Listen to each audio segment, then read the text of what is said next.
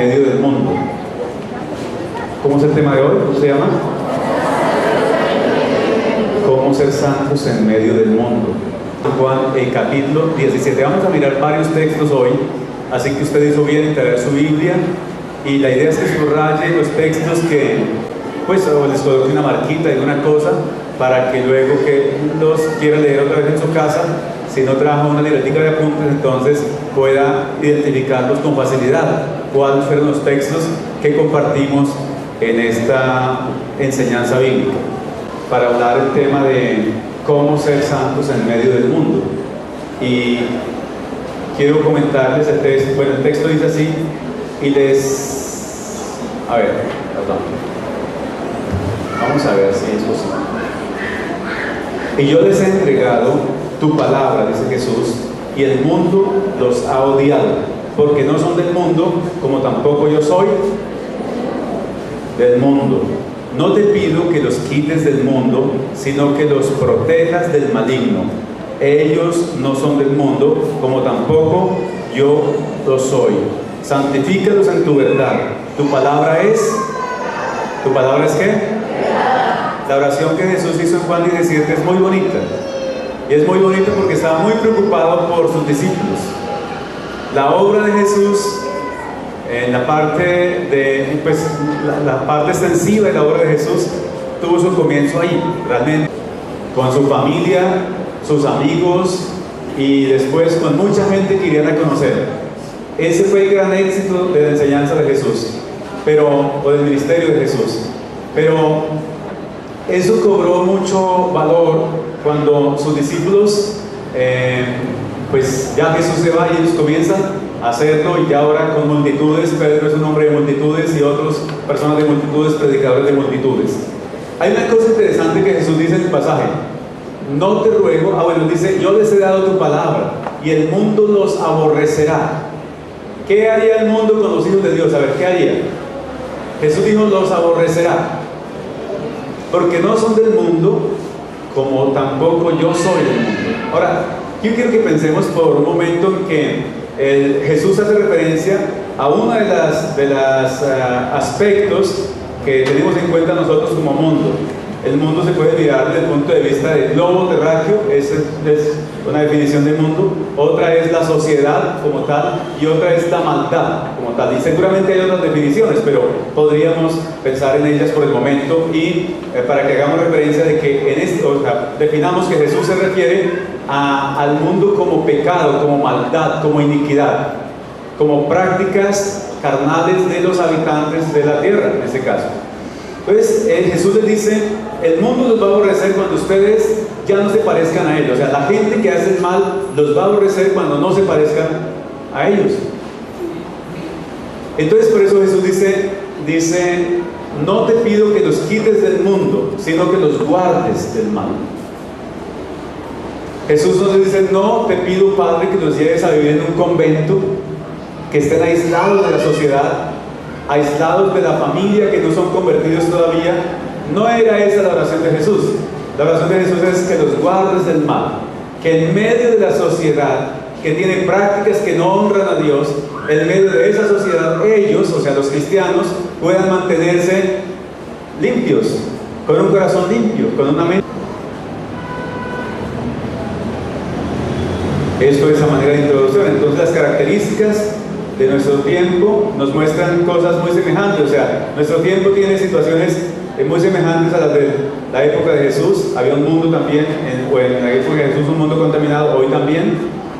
Y es el desafío de vivir en santidad. Hay algunos modelos de santidad. Tal vez usted dice, si hiciéramos una encuesta acá, a 50 personas encuestáramos, ¿qué piensa usted de la santidad? ¿Cómo se vive en santidad? Usted diría, bueno, pues, santidad es esto, otro diría, y cada uno daría su punto de vista sobre la santidad. Yo quiero dejarles en mente tal vez otro punto de vista que les pueda servir. La santidad tiene que ver con un estilo de vida que lo desarrollamos en lo cotidiano, en la vida ordinaria, en el diario vivir. Tiene que ver con testificar con nuestros actos, con nuestra actitud, nuestra forma de ser, nuestras palabras, nuestro comportamiento, lo que Jesús ha hecho en nosotros, cómo Jesús nos lavó, nos limpió. Jesús dijo, de la abundancia del corazón habla ¿Habla qué? O sea, Jesús dijo, los que tienen un corazón limpio, de eso hablan, de la limpieza que hay en su corazón. Pero los que hablan resentimiento, amargura, venganza, malas palabras y otras cosas, críticas, ¿eso de dónde sale? Del corazón. Entonces hay que tener mucho cuidado con cómo hablamos, porque no vamos a hablar otra cosa que lo que haya en nuestro corazón. Y seguramente hay una adversidad, siempre dicen, pero esto tiene un propósito y yo le voy a sacar lo mejor a esta situación, a esta adversidad. Esas personas generalmente tienen el corazón limpio, libre de cosas y no están pues como abonando terrenos para el enemigo, sino que más bien están glorificando a Dios cualquiera que sea su situación. Amén.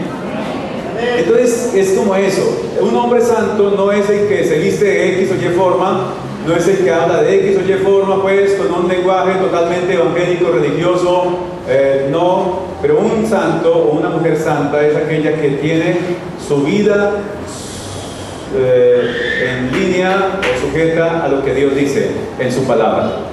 ¿Cierto? ¿Cómo definirlo aquí? O pues algunos textos o algo que nos ayude, alguna historia o algo que nos ayude. Porque esa es la idea que estamos tratando de dar en las predicaciones. Que usted diga, bueno, realmente identifiqué cuál es el problema y también me dijeron más o menos cómo manejar ese problema. Entonces, ¿qué es el mundo y qué cosas hay en él que desagradan a Dios, que deshonran a Dios? Entonces aquí hablamos del mundo como en la parte moral, cómo el mundo ha perdido los principios morales, cómo la sociedad o la gente, la raza humana ha perdido los principios y los valores humanos que honran a Dios y por el contrario han adoptado otros pues como antivalores que más bien de alguna manera les permiten honrarse a sí mismos, les permiten sacar adelante sus impulsos, complacer sus impulsos, pero deshonran a Dios. De esta manera empieza a mostrarse más desde la época de Caín.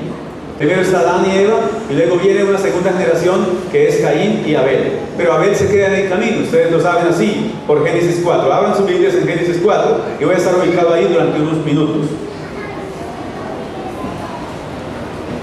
Y ese es el modelo que Satanás ha adoptado, ha elaborado para multiplicarlo en medio de los hombres, en medio de la sociedad, y formar como esa visión de mundo.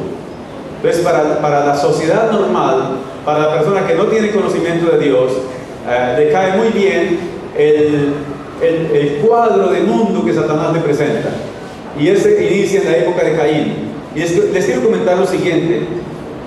¿Qué vemos mejor? ¿Qué vemos en Caín? Génesis capítulo 4. Vemos a un hombre que recibe un castigo de Dios, y ese castigo le hace vivir errante y le hace vivir fugitivo en la tierra. Dios le dice, tiene que vivir errante y cualquiera que lo mate será castigado 7 veces. O sea, no lo pueden matar, ni siquiera eso le quitaría el castigo, la muerte. Tiene que vivir por mucho tiempo y en ese tiempo estará errante. Y eso viene en el capítulo 4 de Génesis. Y ahora ahora Caín intenta quitarse ese castigo, esa sentencia que Dios le da, y para eso intenta construir una ciudad y la construye con sus descendientes. Por eso Caín construye una ciudad. Mire, dice así, versículo 17, dice, y conoció Caín a su mujer, la cual concibió y dio a luz a Enoc. Entonces dice, ya no puedo vivir más errante, solo, solitario, no. Ese es un castigo duro para ser soportado, es lo que él le dice a Dios. Dios, ese castigo es duro para soportarlo. Entonces se consigue una esposa y le engendra un hijo, y ese hijo, bueno, crece ese hijo, pero él decide hacer una ciudad. Es la primera ciudad entonces que existió. ¿Quién la hizo? Caín. Entonces fue el hombre de las ideas para hacer ciudades y estuvo acompañado allí con su gente. Pero luego 5 generaciones después, ¿cuántas generaciones después? 5 generaciones después, nació otro hombre, un hombre que en la historia bíblica también ocupó un papel muy importante. Estamos hablando de cómo se desarrolló la sociedad de pecado en la Biblia, o pues por lo menos en el tiempo antiguo, y que hasta hoy todavía cobra unos espacios muy, pero muy fuertes en la raza humana. Ese hombre se llamó Lamec. ¿Cómo se llamaba? Estamos en el capítulo 4, versículo 19 ahora. El versículo 19 dice así, dice, y Lamec tomó para sí 2 mujeres. El nombre de una era Ada y el nombre de la otra era como Sila. Y Sila le dio a luz a Jabal, el cual fue padre de los que habitan en tiendas y crían ganados, es decir, de los nómadas. Entonces, el padre de los nómadas, se llamó Jabal. Pero aquí está desarrollándose toda una generación que está desconociendo a Dios. Ellos propendieron ¿por qué? Por el orgullo, por la búsqueda de la satisfacción personal y de agradar a las personas más que a Dios. Entonces, el pecado y Dios salió de la mente de las personas. O sea, es muy fácil para la persona natural que no quiere someterse a Dios. ¿Qué hace? Se saca a Dios de la mente. Dios no existe. Y si existe, Dios manda en el cielo y yo aquí en la tierra, dicen algunos. Otros dicen, Dios existe, sí existe, pero Él manda allá en el cielo, Él gobierna el cielo, y yo gobierno mi casa, o yo gobierno mi vida. Yo hago lo que quiero, y pues si Dios que piensa es lo que quiera allá, y Él es libre, pero yo también soy libre de pensar lo que quiero acá. Y eso pues es respetable desde todo punto de vista. La cosa es que cuando vamos a Dios, Dios no piensa igual que nosotros. ¿Cierto? Dios dice, entonces fue independiente. Entonces usted no tuvo pues una sujeción. No me aceptó como el Dios, como el creador, como el Dios de la vida. Entonces pues tampoco tiene parte en este lugar. Sí, es como eso lo que Dios determina en la Sagrada Escritura. Entonces dice que estos hombres deciden trazar sus propios derroteros. En este caso, Lamec decide conseguir 2 mujeres, a ambas mujeres les engendra hijos, y cada uno de ellos. Entonces allí comienzan las civilizaciones. Es allí donde comienza realmente el mundo también como sociedad. Entonces dice que ellos fueron personas pues muy ilustres, a ver, versículo número 21, dice que el nombre de su hermano fue Jubal, el cual fue padre de todos los que tocan arpa y flauta. Nacieron los músicos. Entonces el mundo ahora tiene melodías y siguen pues lejos de Dios, no necesitan a Dios para poder seguir fluyendo. Y luego a Sila le nacen hijos, y esos hijos son los artífices, los que pueden manipular el bronce y el hierro. Y hasta el Diego Lamed crea una enseñanza como un derrotero para él y para sus generaciones, y dice lo siguiente: reúne a sus mujeres y le dice, si a Caín lo vengan 7 veces, si lo llegaron a matar, lo vengan 7 veces, a Lamec, o sea a mí, dice él, me vengarán 70 veces 7.